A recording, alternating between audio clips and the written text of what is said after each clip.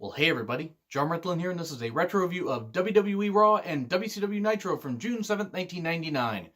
A couple notable things happened on both these shows. Not notable for good reasons, so yeah, this is probably going to be mostly a rant with a little bit of reviewing. These shows were fucking bad. I mean, they were really bad. A lot of the Attitude Era has not aged well. Like, they had some iconic moments, some great characters and everything, but oh boy, was some of this shit. In fact, most of it was. In fact, there was literal shit in the WCW Nitro episode. I'll get into that, don't worry. Once again, I'm putting that Pride shirt back there.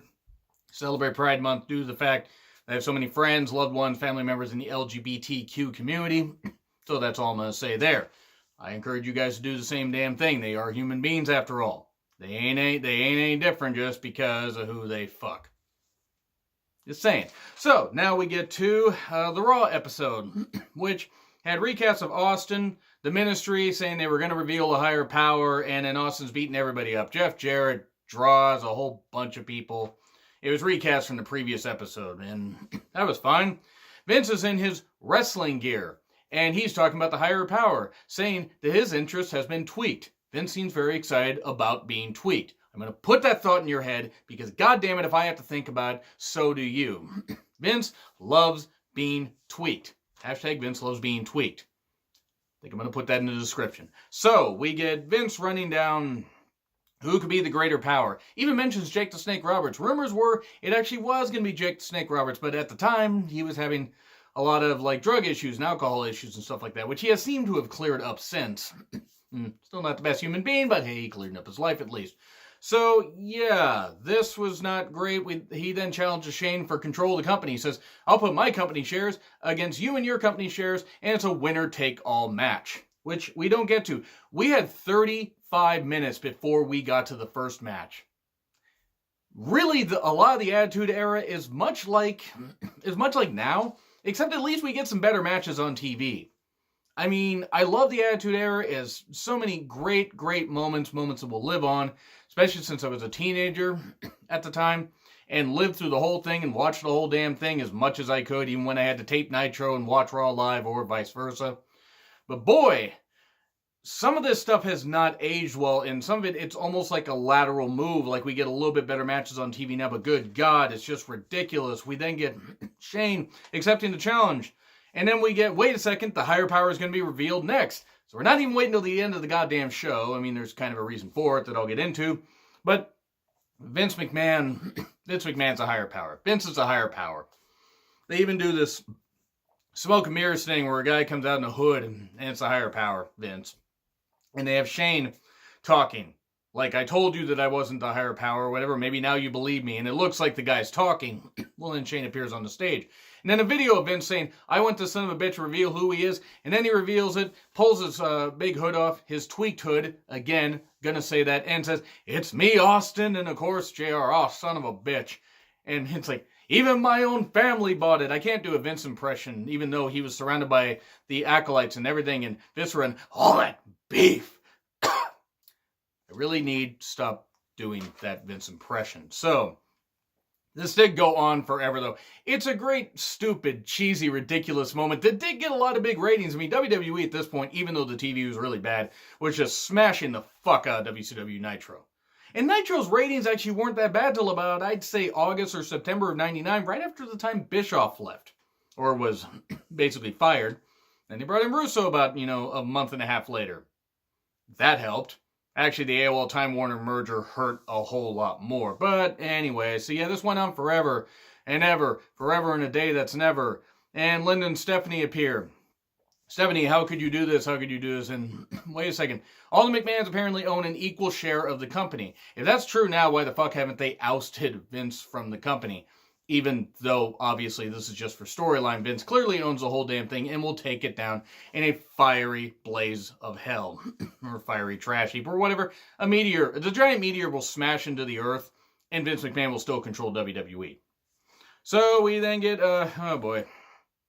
Linda says, well, I stepped down as CEO, but not before picking my hand-picked successor. So Stephanie and Linda put their shares together and handed them to Stone Cold Steve Austin, who now runs the company. Ran the company for about 3 weeks, by the way, after this, because then they had King of the Ring 99, that embarrassing pay-per-view. We still don't know, by the way, who, who controlled the briefcase being raised in a ladder match that Austin had with Vince and Shane. I don't fucking get why in the world that happened. We should have found out who the fuck that was. I might actually do a retro review of that thing. At this point, I'm watching so much garbage wrestling. Why the fuck not? But Austin then, he makes a match with Shane and Vince, the King of the Ring. That match I just alluded to. Even though I don't think he said a ladder match at the time.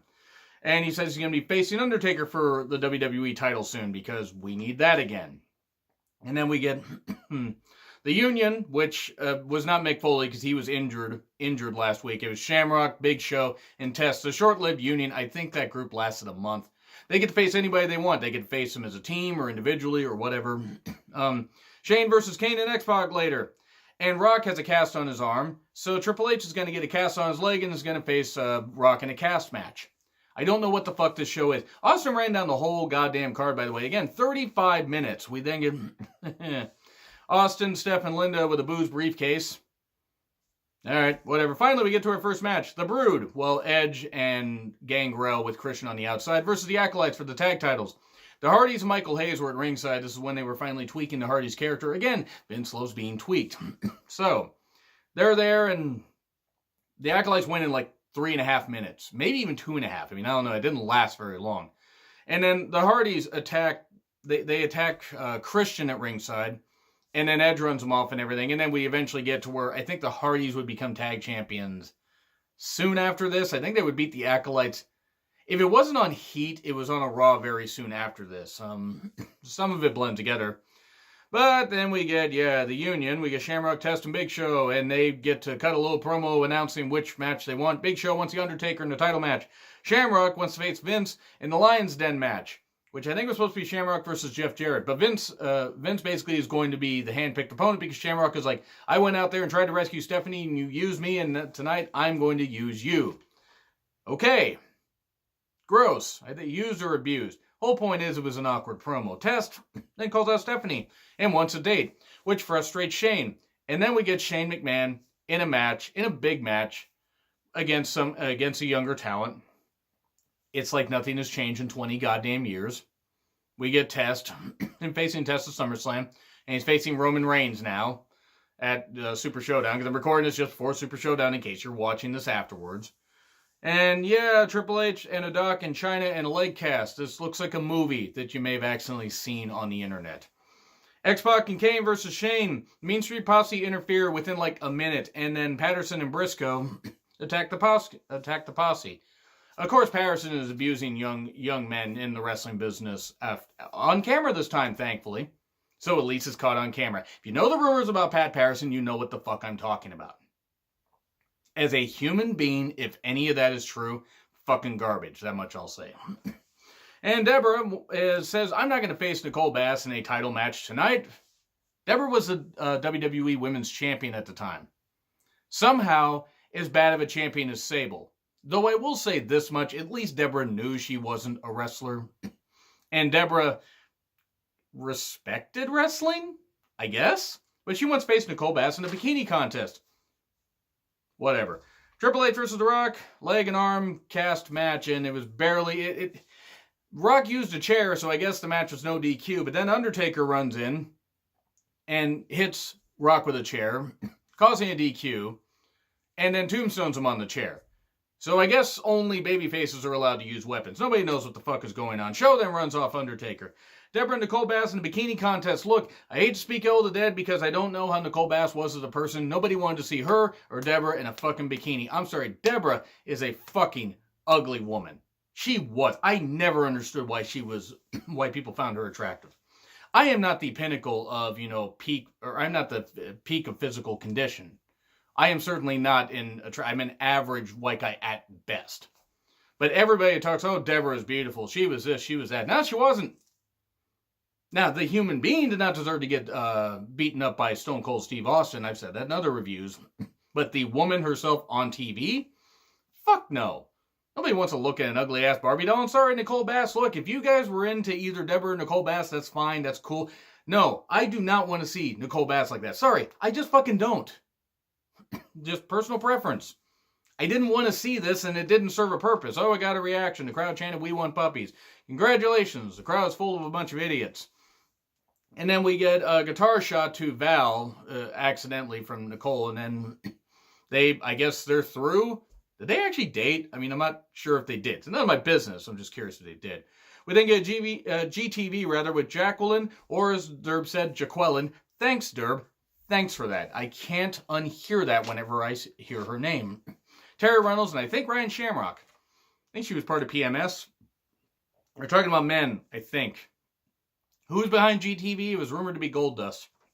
We then get the Godfather and Hose at ringside while he faces Billy Gunn. Billy Gunn would win the King of the Ring tournament 3 weeks after this, by the way. Or, yeah, 3 weeks after this. Ref got distracted. Road Dogg attacks Billy Gunn, and Billy Gunn gets pinned. That's pretty much it. We then get Draws and Albert puking, because Draws was originally going to be puke. We then get Al Snow and versus Draws, and with Albert, or it was a handicap match, or something. It was a hardcore match. They went backstage into a bar somewhere, and apparently the arena had. And then at one point, I think Al hit him with a potted plant, and King did say one funny line. He planted him. That was funny. I can appreciate bad puns. And then he pins him in a bar. The hardcore title is somehow better than the 24/7 title. Though both were pretty shit. Crash Holly made a hardcore title entertaining. But then we get Vince versus Shamrock in the lines. Then Jarrett interferes, attacks Shamrock before that, and then Vince wins. Yep. Big Show versus Undertaker, WWE title. Basically, this is most memorable for a chokeslam through the ring. This is when Big Show chokeslammed Undertaker through the ring. And then while that hole in the ring is there, and Taker's down there for maybe a minute. It's a funny moment where actually he chokeslams him, and then Big Show just kind of falls into the hole with him, which was absolutely hilarious. I don't know why it was. And then Bradshaw comes down. He gets chokeslammed. Farouk comes down. He gets chokeslammed. While Mideon comes down, Undertaker, a minute before, got chokeslammed through the ring to the floor, all the way to hell. He just gets up and walks out. Great selling. No wonder Undertaker didn't fucking care. I would have been amazed if Undertaker wanted to even come back after his pec injury in September of 99. It was a pec injury or something. But yeah, Taker literally got up like a minute later. Great selling with that. I know Big Show wasn't the most popular at this point, but for fuck's sake. This was not a good episode. I will, however, say that this was better than Nitro. Because Nitro, at this point, WCW was a fucking mess. Good God, you had, I believe it was Shivani, Heenan, and Bischoff on commentary. Bischoff with his full-on gray hair, and I'm talking the long gray hair. And you get a limo, and this is based on something that happened last week where Kevin Nash had used a septic truck to pour sewage into a limo that had Macho Man and Team Madness in it. And Team Madness was Medusa, Gorgeous George, and Nora Greenwald, who would become Molly Holly. Molly Holly was in WCW. A lot of people forget that. I forget that sometimes, because they should have had her fucking wrestle, but they didn't. But then we arrive with a white limo, with Randy Savage, Team Madness, and a bucket of shit in the trunk. We're off to a goddamn roaring start at this point. Holy fuck, no wonder. I'm amazed WCW survived 1999 at this point. My fucking Christ. Any of this stuff that was greenlit, and I know there was a whole bunch of bullshit and everything going on behind WCW closed doors, and that nobody knew who the fuck had what control or whatever. Turner no longer had control of his own goddamn company because the buyout was happening, or the merger, and the corporate merger. Even though that wouldn't officially take place until January 2000, and would take a year to complete for the whole corporate takeover. But boy, this was shit. We then get Hack with Chastity and a cigarette, and this went on forever with Hack saying to J.J. Dillon, no, I'm not going to do that. Bischoff gets in there, and Hack blows a cigarette smoke in his face. That would have sent me over the edge, and I would have started punching the guy right in the goddamn face. I mean, I know it was scripted, not knocking Hack, but I hate cigarette smoke. I think smoking is disgusting, quite frankly. And I know I can be a disgusting individual, but I'm sorry, that's a disgusting habit. That would have sent me over the goddamn edge, seriously. But yeah, then Bischoff slaps Hack while security's trying to hold him back. We get a match, by the way. Prince Iaukea is in the goddamn ring this whole time. Prince Iaukea, former TV champion. He would later become the artist formerly known as Prince Iaukea, because Russo's a goddamn idiot. But Iaukea was actually a good athlete. I wish I would have used him better. We get a table spot botch where Hack tries to put him through a table with like a senton bomb. That didn't work because the table no-sold, because the table was a better worker than Hack. Sandman was fucking garbage. And I know he was never going to be anything great in the ring. ECW the fact that he couldn't do a fucking thing in the ring. He really couldn't. He was over, but whatever. Other people were over with the ECW crowd. And sorry, I never liked Sandman. I know that there are people that watch ECW that like Sandman. That's totally fucking fine. I never fucking did. And then we get, we get a table spot in the corner. The table still doesn't break, and Prince Iaukea gets pinned. Bravo, TV champion. You are fucking buried right here. Hugh, Morrus, Brian Knobbs with Jimmy Hart, so they're the first family. Even though they're not Jimmy Hart's first family. I think he had one in Memphis, if I remember right. If I recall correctly. Because then they copied it to an extent. Excuse me. With the, with Jimmy Hart's, stable and everything. Even though it was the Heenan family. The whole point is by this point, you're going to use Brian Knobbs, who really was never that great of a worker, and Hugh Morrus, somebody that probably was bullying a whole bunch of people backstage. You're going to use them as a team. Well, at least they're using them.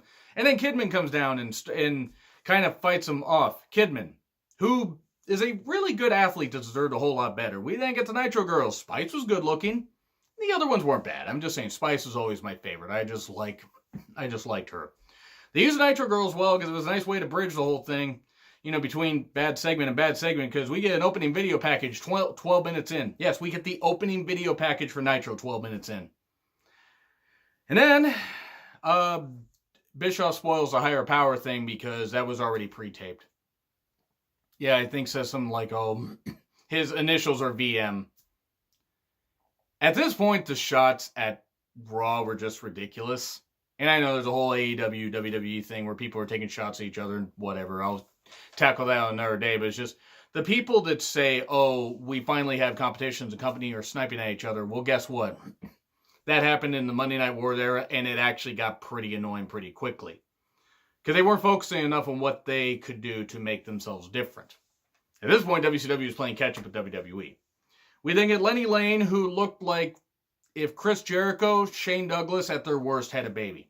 And Lenny Lane was actually a good athlete. He was in shape enough, but just his look and his demeanor, and the fact that he didn't really do anything, they didn't have him do anything except be a Chris Jericho clone. And yes, that was intentional. Shout out to Dirk for that. Face off against Scotty Riggs, who was doing his, pretty man Scotty Riggs thing with a mirror. It's kind of like Paul Orndorff, except Scotty Riggs had some good personality. So did Orndorff. I'm not knocking that. But Riggs had some good personality. I think could have been used a little bit better as a singles guy. This match went on a little bit too long, though. You did get Lodi appearing. Lodi and Lenny Lane would become the West Hollywood Blondes later. Either later this year or sometime in 2000. I think it was later this year. A lot of WCW kind of blends together. It was messy. A Famouser ends up pinning Lenny Lane for the 1-2-3. So just Billy Gunn's move. And then we get Flair talking to Benoit. You're the future of the business. I hope he wasn't trying to give Benoit ideas on how to handle a divorce. There's my one joke per show. I probably shouldn't keep making those jokes. I'm going to, because I'm an asshole, and barely anything is off limits for me, but whatever. And then we get Saturn wanting a tag title shot because Saturn and Canyon lost the tag titles last week after Canyon went down from a punch. This would factor in later to the show. Benoit and Rick are like, no, wait. Rick's like, hey, Benoit, we should get a tag title shot. So they get a tag title shot later. Savage and Team Madness in the bucket of shit. Savage in pink. Only Randy Savage can pull off that goddamn look. By the way, big fan of Randy Savage. One of my top 3 favorite wrestlers of all time. And then, we then get Sting out there. And Sting says, you're pretty in pink. That was a good Hughes reference. God, I'm going to need 16 candles to light for that vigil. So it did go on forever, though. It really did. We then get Macho Madness. We then get Sting's a Macho Madness is on Viagra. They're having a main event match later, by the way. Probably the longest match on the show. Second longest match. And then more Nitro Girls. Recaps of Nash, the septic tank, the whole thing that I talked about earlier. When they get Nash the world title in a big bag. A bag that, it factors in. You're like, it's kind of a big bag. And he sets it on a chair. Why the fuck's he setting it on a chair? Some fan was shouting HBK from the crowd, and the fans should have been allowed to slap him. I mean, you can cheer what you want, but boy, that guy was just being annoying. Should have found a way to mute the fan. But then we get Savage and Team Madness. And this went on forever because Nash is outside, but Nash is like, ladies, hold the ropes open. I want to see Randy Savage beg to face me for the world title. Because they're facing up, I think, at Great American Bash 99. This was the go-home show for Great American Bash. The go-home show, and this is what happened. The bag starts moving. What the fuck's going on? Bag suddenly unzips a bit. There's a redheaded woman in there who contorted herself, apparently, which was pretty goddamn impressive. And she gets out, she gets the bucket of shit. It actually wasn't. It was like corn and pudding and stuff and whatever. At least I hope to God it wasn't shit. I don't think it was. But she sneaks up while Team Madness is distracted and wondering why is the crowd cheering at something. Nobody bothered to look behind, and the redhead, whoever she was, I don't know who she was, and it was impressive she could fit in that bag, dumps that bucket of shit on Randy Savage. Nobody knows what the fuck's going on in this show anymore.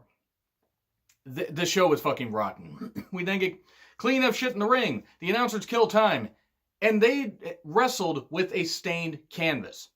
I don't know if they removed the original canvas and there was another one underneath. They went to commercial. Why not just go out there, quickly take that apart and put the ring canvas on?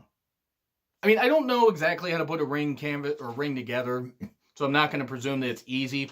But if you can't at least put another canvas on top or something like that and make it fit, that's pretty fucking brutal. We then get so that's what happened. So 2 hours left in the show, or at least an hour and a half left. We got shit covered in the ring canvas. DDP and Bam Bam, the tag team champions, 2/3 of the New Jersey Triad, because Canyon would join later, versus Benoit and Ric Flair. Well, there were a lot of chops. Benoit got choked on the ropes, so he would use that tactic, in 2007. Okay, second joke that I made. That's mainly for the people to say, oh, Benoit should be in the Hall of Fame and this kind of stuff. No, I don't fucking care what he did in the ring. He murdered his goddamn family. And keep your conspiracy theories to yourself. Ric Flair ends up stranding Benoit after begging Chris to be his tag team partner. He leaves him. It's like Halloween Havoc 95 when he begged Sting to be his tag partner, and that didn't work all that well. And then Arn tries to get in. Arn has not been medically cleared to wrestle since about September of 97, so almost 2 years. But it's like, okay, he takes off his shirt. He's still in good shape, but he had that botched surgery that fucked up his arm and everything. Botched neck surgery fucked up his arm. Arn's arm. Wordplay needs work. Anyway, we get Saturn in there. Saturn's like, hey, I'll take a tag title shot, so we're unlikely allies. Saturn, okay, let's just throw Saturn in there. And Saturn ends up pinning DDP with the Death Valley Driver 1, 2, 3. New tag team champions. Hooray! Whatever. We then get Canyon attacking Saturn. So the New Jersey Triad is formed. Diamond cutters for everybody, including the ref, including the camera crew. Everybody's down. No, it was just the ref and the baby faces. La Parka and Silver King versus Damien and Ciclope in a Mexican hardcore match with Falls Count Anywhere. R.I.P. Silver King. I love La Parka. Not really familiar with Damien, at least on the national level. Ciclope was what he was. A few wrestlers played him, including Dean Malenko a year before. And I believe the Slammiversary Cruiserweight Battle Royal. Slamboree 98. Some weapons, it was not good. It was not. And these guys were trying. Credit to them, but it was just throwing people out there, using weapons. That's all it was. That's all it fucking was. It wasn't any goddamn good. And I love a couple of these guys. I got nothing against any of them. And again, R.I.P. Silver King, but good God, it was just bad. A powerbomb onto a tornado DDT by Silver King onto, I think it was Ciclope through a table. That was impressive. There was this powerbomb through a table by La Parka to Damien, 1-2, and he kicks out, and Bobby Heenan's even like, why? Why would you kick out? Bobby Heenan made the best that he could of this show. And then what happens is a powerbomb on some chairs. Chairs sat down like that. Did not give, and Damien got pinned. Yeah, that match wasn't very good. We then get the NWO Black and White with Scott Norton, Stevie Ray, Horace, Brian Adams, and Vincent. So there were a couple there that were decent. Stevie Ray and Scott Norton. And Brian Adams also. Not the singer, by the way, but Crush. Yes, Crush was in WCW. He was also a chronic individual. That's a pun because it was two Brians. Brian Clark, Brian Adams teaming up as Chronic. They didn't last in WWE. Anyway, they're talking about how Ernest Miller cracked Norton over the head with a crowbar, and then we get Ernest Miller coming out and dancing and talking and doing all this shit, and I hate Ernest Miller. I hate the fact that he ever existed in wrestling. I don't hate the man himself. I don't know the man himself. I hate the character. The character was fucking rotten. He's still better in Disco Inferno because at least Ernest Miller was an athlete. What the fuck with Disco Inferno? An embarrassment. In 99 and in 2019. But yeah, he says, oh, I cracked Norton over the head, and then he faces Horace Hogan. That's going to put butts in the seats. Yeah, crowbar was used, not the wrestler. It would have been hilarious if he hit Horace Hogan with the wrestler crowbar. Even though Crowbar was a pretty good worker. I don't think he was in the company at this time. I think he was in the power plant still. So he wasn't on TV. Miller wins. Okay, whatever. And then NWO Black and White run him off, or attempt to run him and Sonya off. More Nitro Girls. Mean Gene interviewing Roddy Piper in his Great American Bash hype, where Piper is going to face Flair. And then this whole thing ties into Buff Bagwell wanting to be one of the guys that feels he's underutilized, being used better. Okay. Buff Bagwell had been there since 1991 and had not really done anything outside of get buff, kind of be the stuff, and work in tag teams. He was always better in tag teams because his tag partner, Two Cold Scorpio, Scotty Riggs, or a whole bunch of people could mask the fact that Bagwell just wasn't very fucking good in the ring. And Bagwell wrestled from, I believe, the age of 21 to like 31 on a national stage. He was in WCW for quite a while and just wasn't any good. I mean, he wasn't horrible. He's better than Disco, and I'll get to that later. But Piper and Bagwell talk forever. Piper also ran down Ric Flair and the young wrestlers whining about not being in the main event. It's kind of a meta commentary for now, how some younger guys being held down by part-timers. Wrestling really hasn't changed that much in 20 years on a national stage. We then get Nash and Team Madness in a limo, and then a Humvee runs them over. Well, runs into the limo because Nash gets tricked. Savage parks the limo. Apparently, I think it was Sid Vicious who was driving the limo. Somehow. The limo had half the brain that he did. And then Savage, Savage just does that, and Nash kind of punches the window out and drapes. And by the way, he tore his quad doing that. Bobby Duncan Jr. versus Rey Mysterio in a gas mask, so Gas Mysterio. And it was fine. Heenan and Conan on commentary. Sort of putting each other over, sort of not. Rap is crap, all that. Henning causes a DQ, and it looks like Duncan Jr. is going to lose. And then we get to the rest of the notes. This was not a very good show, can you tell? I know I'm going a bit long on this, but I'm covering 5 hours of wrestling in about 30 minutes. I think I'm doing a pretty good job. We get recaps of the Nash limo thing. A lot of fucking recaps on this show. The Steiners talking about Freaks and Sting. Because Rick Steiner or Scott Steiner is going to face Sting. I forgot, honestly, because they didn't do a good job writing down the card. Recaps of the shit bucket stuff.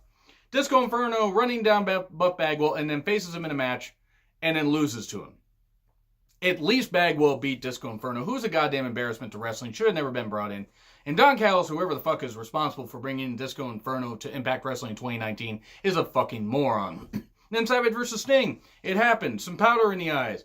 People kept running in after the match, causing DQs and all that stuff. A ref bump. Well, pile driver to the ref. DQ. Steiners run in. Luger runs in to fend him off. That's the end of the show. Raw won this barely, but at least Raw was sort of an entertaining train wreck, and it was only 90-something minutes, taking the commercials out. Nitro, they were trying to fill so much goddamn time. It was bad. This was really, really bad. I'm going to do some more comparison pieces with Raw Nitro episodes, and maybe even some SmackDown Thunder episodes, but probably just Raw Nitro. I'm going to do one for the August 9th, 1999 edition, because I was Hogan returning in the red and yellow, and Jericho debuting. But anyway, that's all I gotta say. Agree, disagree, what I said, like, share, subscribe, Twitter handle in the description. I'm John Ritlin. I'll have more rants for you soon.